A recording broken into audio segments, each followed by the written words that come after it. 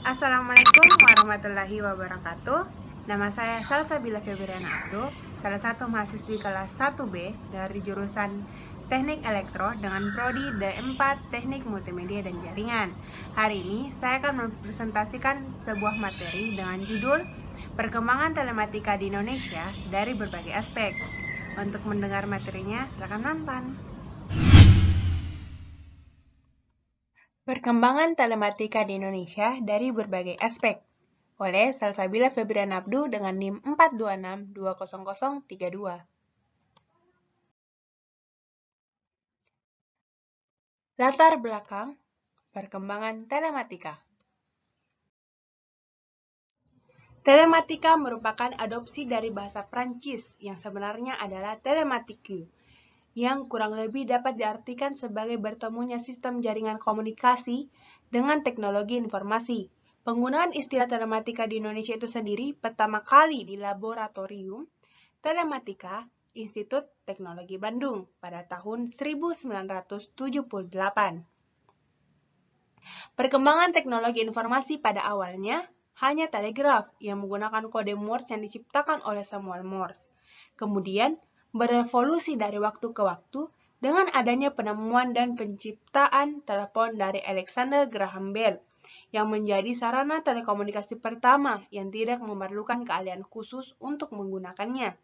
Telematika juga mencakup teknologi informasi, komunikasi, dan media elektronika yang memungkinkan setiap individu mengumpulkan, memproses, dan saling tukar-menukar informasi dengan individu-individu lainnya, sehingga secara langsung maupun tidak langsung mengintegrasikan seluruh sistem dunia, baik dalam aspek sosial, budaya, ekonomi, dan keuangan, dan memiliki istilah yaitu telematika berarti perpaduan atau pembauran konvergensi antara teknologi informasi atau teknologi komputer, teknologi telekomunikasi termasuk siaran radio maupun televisi dan multimedia.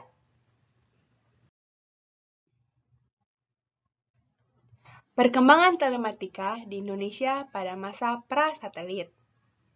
Pada tahun 1945, Radio Republik Indonesia atau lebih dikenal dengan RRI lahir dengan dorongan oleh kebutuhan yang mendesak akan adanya alat perjuangan di masa revolusi kemerdekaan. Dan pada tahun 1962, lahirnya Badan Penyiaran Televisi yang hanya dimaksudkan untuk menyiarkan pembukaan Asian Games 4 di Jakarta. Dan pada tahun 1965, telepon dikelola oleh PPT atau Perusahaan Telepon dan Telegraf, sampai pergantian rezim dari Orde Lama ke Orde Baru. Sedangkan pada tahun 1976, perkembangan teknologi komunikasi Indonesia masih terbatas pada bidang telepon dan radio. Hingga pada tahun 1989, TVRI menjadi operator tunggal penyiaran televisi di Indonesia. Domestik Palapa.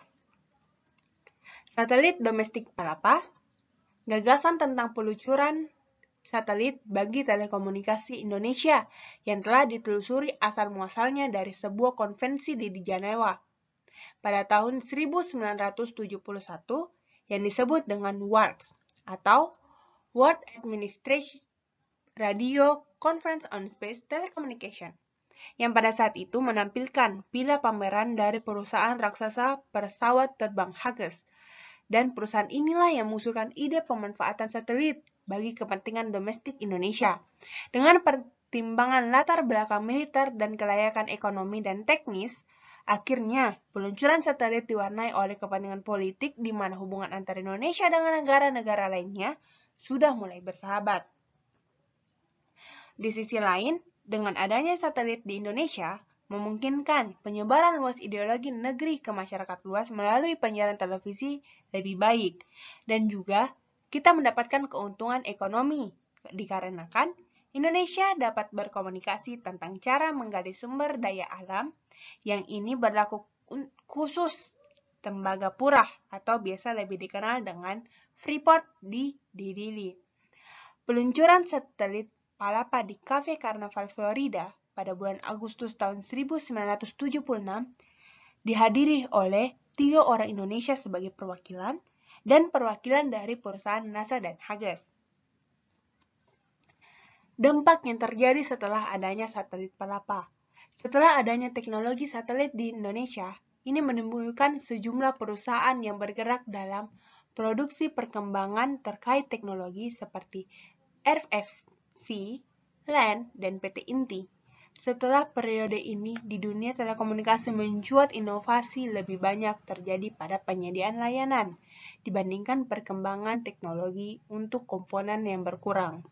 Pertumbuhan ekonomi yang pesat di tahun 1988 membuat kebutuhan telekomunikasi melonjak secara drastis. Untuk memenuhi kebutuhan telepon yang melonjak, pemerintah menyadari perlu adanya perubahan regulasi, hingga terciptalah Undang-Undang Nomor 3 Tahun 1989 tentang pengertian telekomunikasi yang diperluas hingga mencangkup alat pengiriman data seperti fixed mile and telex. Sebelum lahirnya Undang-Undang Nomor 3, Telkom dan Indosat adalah sebagai badan penyelenggara telekomunikasi yang menyediakan seluruh jejaring dan layanan jasa.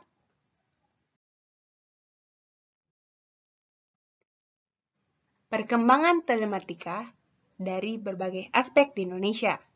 Pertama, adanya e-government. Yang kedua, adanya e-commerce. Yang ketiga, adanya e-learning. Dan yang keempat apa? Dan yang keempat itu e-banking. Apa itu semua?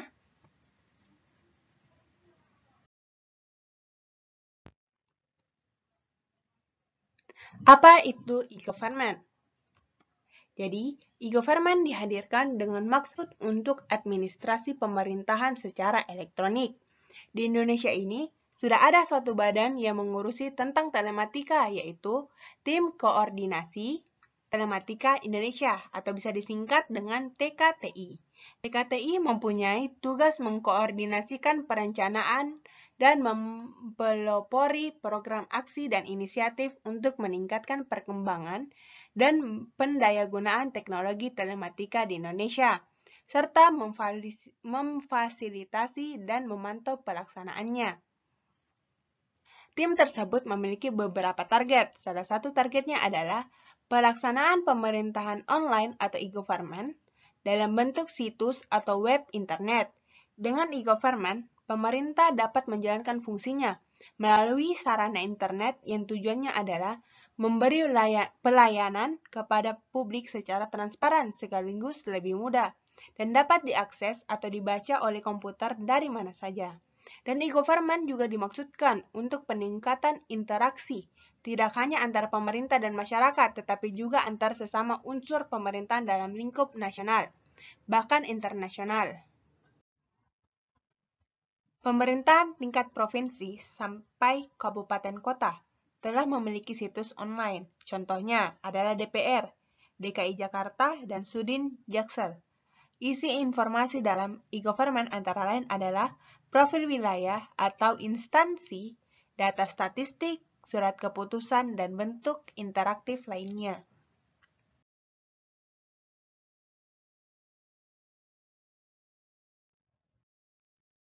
Apa itu e-commerce?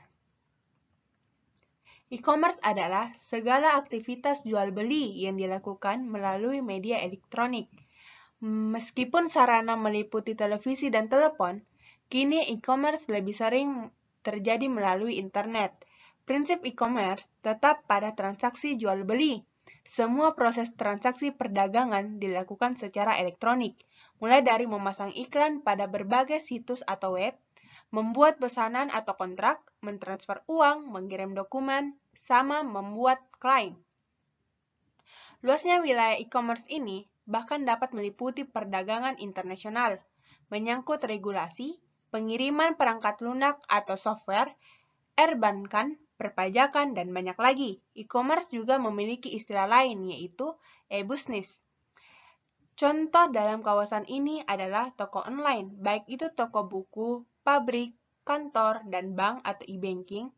Untuk yang disebut terakhir, sudah banyak bank yang melakukan transaksi melalui mobile phone, ATM, bahkan membeli pulsa.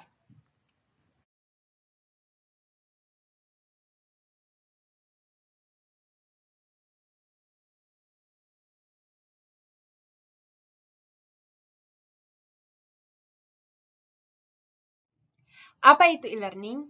Globalisasi telah menghasilkan pergeseran dalam dunia pendidikan dari dunia pendidikan tatap muka yang konvensional ke arah pendidikan yang lebih terbuka.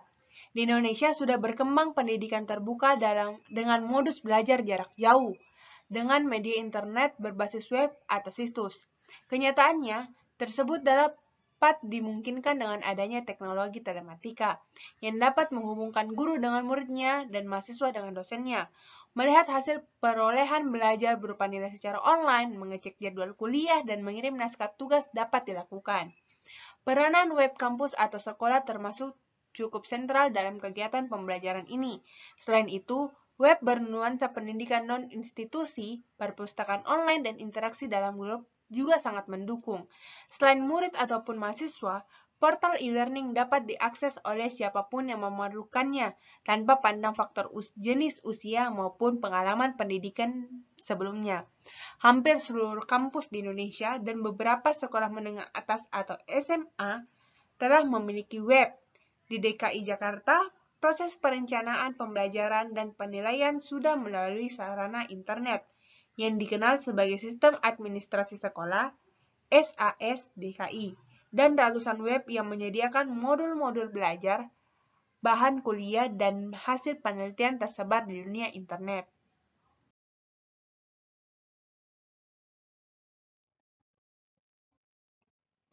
Apa itu e-banking?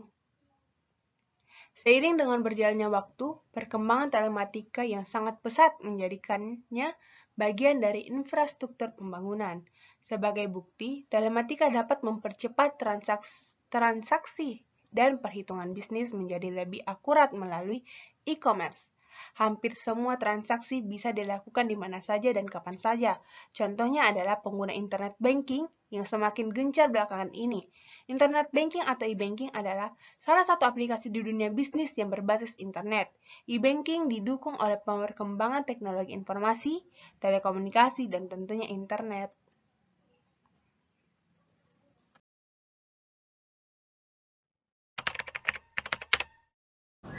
Jadi sekian penjelasan materi dari saya.